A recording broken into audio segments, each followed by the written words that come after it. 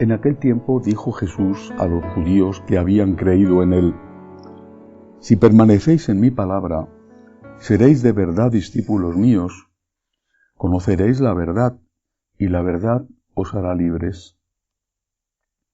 Le replicaron: Somos linaje de Abraham, y nunca hemos sido esclavos de nadie. ¿Cómo dices tú, seréis libres? Jesús les contestó: en verdad os digo, todo el que comete pecado es esclavo. El esclavo no se queda en la casa para siempre, el Hijo se queda para siempre. Y si el Hijo os hace libres, seréis realmente libres. Ya sé que sois linaje de Abraham. Sin embargo, tratáis de matarme, porque mi palabra no cala en vosotros. Yo hablo de lo que he visto junto a mi Padre, pero vosotros hacéis lo que le habéis oído a vuestro padre. Ellos replicaron: nuestro padre es Abraham. Jesús les dijo: si fuerais hijos de Abraham, haríais lo que hizo Abraham. Sin embargo, tratáis de matarme a mí, que os he hablado de la verdad que le escuché a Dios, y eso no lo hizo Abraham. Vosotros hacéis lo que hace vuestro padre. Le replicaron: nosotros no somos hijos de prostitución. Tenemos un solo Padre, Dios. Jesús les contestó: si Dios fuera vuestro Padre, me amaríais, porque yo salí de Dios y he venido, pues no he venido por mi cuenta, sino que Él me envió. Palabra del Señor. Gloria a ti, Señor Jesús. Lo que me sorprende de este texto de San Juan es precisamente el inicio. Dice Jesús: en aquel tiempo dijo a los judíos que habían creído en él. No estaba hablando de los apóstoles y posiblemente tampoco de los discípulos, que eran una gran muchedumbre, depende de los momentos. Hablaba de los judíos que habían creído en él. Por lo tanto, de judíos que eran simpatizantes con él, que tenían no una fe en su divinidad, no había llegado el momento, pero sí en su mesianismo, en que era un enviado de Dios. Sin embargo, según avanza el relato, ellos, y Jesús lo denuncia así, intentan matarle. ¿Por qué? ¿Cómo es posible que pasen de, por lo menos, la simpatía, la admiración, la adhesión, al deseo de matarle? ¿Por qué? Creo que las palabras que vienen a continuación, pronunciadas por el Señor, nos lo explican, pero esto sitúa este texto no como uno de aquellos clásicos de la polémica entre Jesús y sus enemigos, sino una polémica nueva entre Jesús y sus amigos. Este texto es un texto especialmente dirigido a la Iglesia, a los católicos, de todas las épocas de hoy. Desde esta perspectiva, este es el contexto en el que tenemos que entender este texto. Vamos a fijarnos en las palabras, sobre todo las primeras, da para muchísimo este fragmento de San Juan, pero quiero fijarme especialmente en el primer párrafo. Si permanecéis en mi palabra, seréis de verdad discípulos míos. Está hablando a personas que aparentemente quieren ser sus discípulos, pongamos católicos bautizados, pongamos católicos practicantes incluso, y católicos que están con el Señor teóricamente, y sacerdotes y obispos. Pongamos estas personas, pongámonos cada uno de nosotros, no los demás. Empecemos por colocarnos a nosotros en este grupo. Y el Señor nos dice: tú, vosotros, si permanecéis en mi palabra, seréis de verdad discípulos míos, seréis auténticos discípulos míos. ¿Qué significa permanecer en su palabra? Significa dos cosas. Primero, aceptar su palabra. Y segundo, cumplir su palabra. No el que dice Señor, Señor, sino el que hace la voluntad de mi Padre, ese me ama. Permanecer en su palabra significa aceptarla y cumplirla, o por lo menos aceptarla e intentar cumplirla y pedir perdón cuando no se ha logrado cumplir. Eso significa permanecer en la palabra. Si no hacemos eso, no somos de verdad discípulos de Jesús. Añade, si hacéis eso, conoceréis la verdad, y la verdad os hará libres. ¿Qué sucede hoy en una parte amplia, en algunos países desde luego mayoritaria, de la Iglesia católica? ¿Se permanece en la verdad?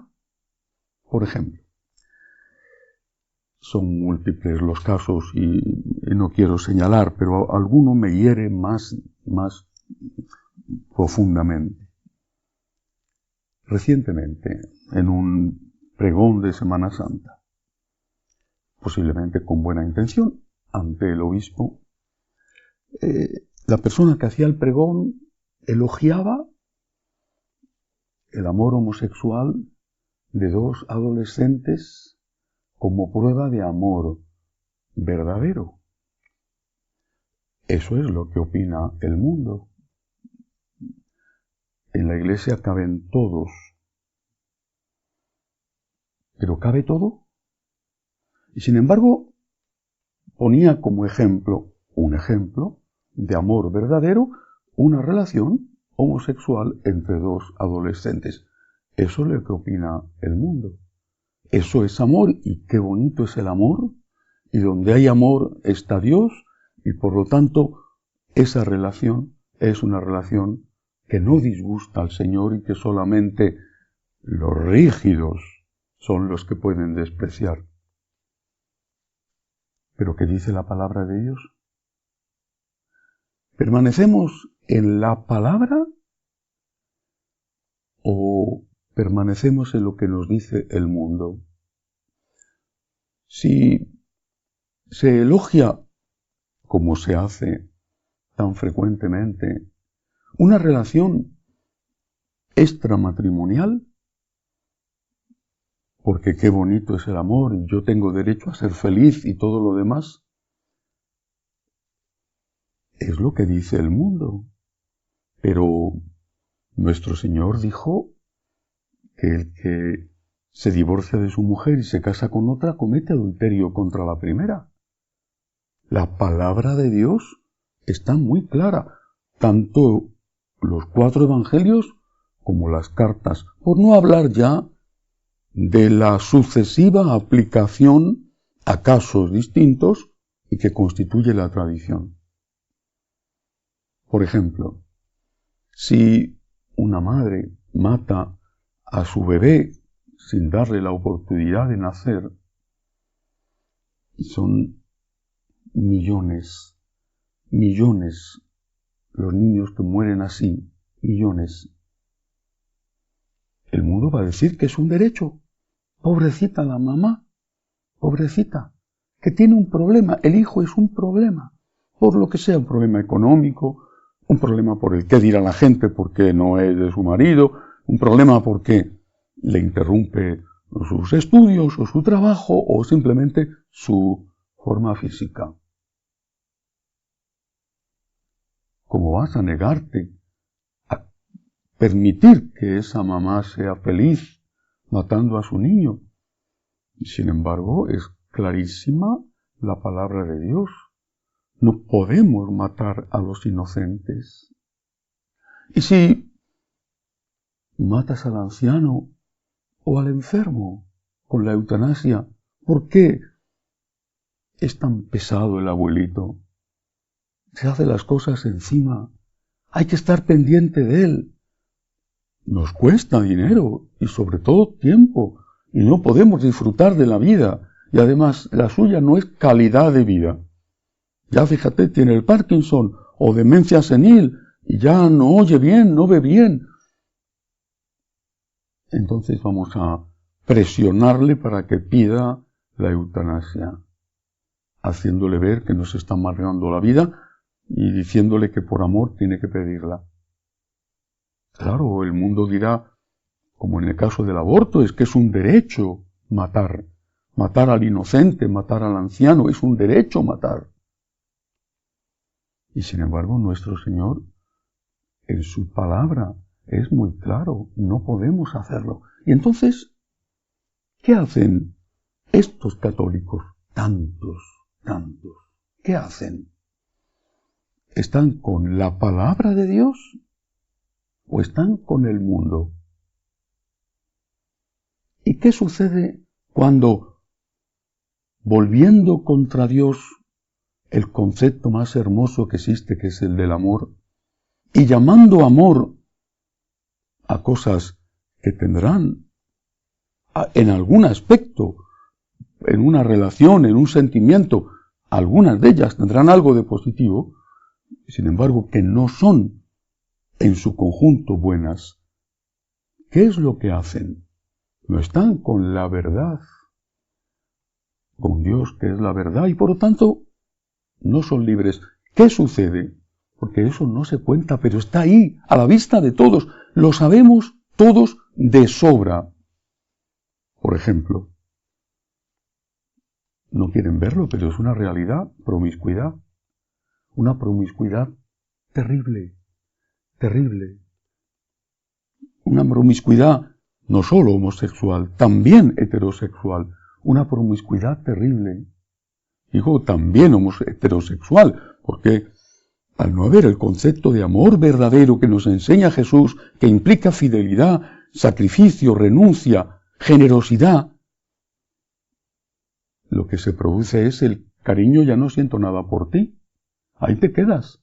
O incluso no hay nuevas relaciones estables. La caída en el número de matrimonios es inmensa. Por supuesto, también y más en el número de matrimonios por la Iglesia, pero en su conjunto. Y también sucede que no hay niños. La tasa de fertilidad, de natalidad está por los suelos, con todo lo que eso va a significar ya para el presente y para el futuro. Nos hemos hecho esclavos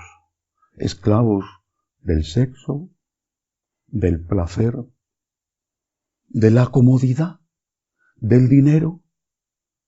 Nos hemos hecho esclavos de nuestras pasiones. San Pablo, que vivía en una sociedad pagana y que sabía muy bien de qué estaba hablando, porque todo esto que estos católicos, curas y obispos predican y promueven hoy en nombre del amor y de la misericordia, San Pablo lo veía y se daba cuenta de que no era ni amor ni era misericordia bendecirlo. Y lo dice con toda claridad. Su Dios, dice San Pablo, es su vientre y su gloria sus vergüenzas. Si permanecéis en mi palabra, seréis de verdad discípulos míos, de verdad. Permanecer, vuelvo a repetir, significa primero aceptar, segundo intentar cumplir. Y si no lo logras, pide perdón. Pero primero aceptar. Aceptas tú, católico, en tu vida, tú, sacerdote, tú, obispo, ¿aceptas la palabra de Dios? ¿Lo que está en la palabra de Dios? ¿Aceptas lo que ha enseñado la Iglesia de forma ininterrumpida durante 2000 años?